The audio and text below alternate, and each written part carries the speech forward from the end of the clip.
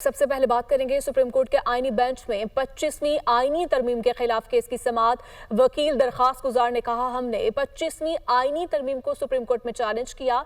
Additional attorney general बोले, हम इस केस में जवाब जमा करवाना चाहते हैं, बड़ी मुश्किल से केस लगा है, कोई फिक्स डेट दे दें। इसी पर मजीद बात कर लेते हैं। हसीब मलिक हमारे साथ मौजूद हैं। जी हसीब, आगाह कीजिएगा समाअत के बारे में।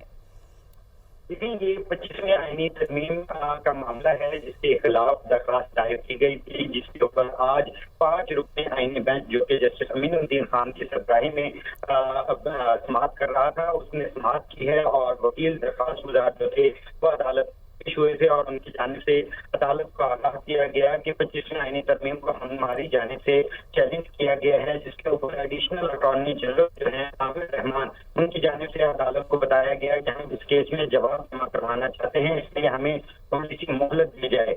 जिसके ऊपर जो वकील दरखास्त गुजार थे उनकी जानिब से ये कहा गया, अदालत से इत्तला की गई कि बड़ी मुश्किल से ये केस लगा है और फिक्स तारीख दे दें, कोई एक तारीख मुकर्रर कर दें, क्योंकि बड़ी मुश्किल से जो है वो आज समाअत के लिए केस लगा है। जिसके ऊपर जस्टिस अमीनुद्दीन खान की जानिब से ये कहा गया कि अब बाकायदगी से जो केस है वो फिक्स किया जाएगा और फिक्स कर रहे हैं। और अदालत ने एडिशनल अटॉर्नी जनरल की इस्तदा पर समाअत को 2 हफ्तों तक मुलतवी कर दिया है, क्योंकि बेसिकली एडिशनल अटॉर्नी जनरल की जानिब से ये इस्तदा की गई थी कि इसके अंदर जवाब जमा करवाना चाहते हैं, जिसकी वजह से अदालत हमें मोहलत दे, जिसके ऊपर ठीक है, अदालत हमें मोहलत दे। बहुत शुक्रिया हसीब आपका।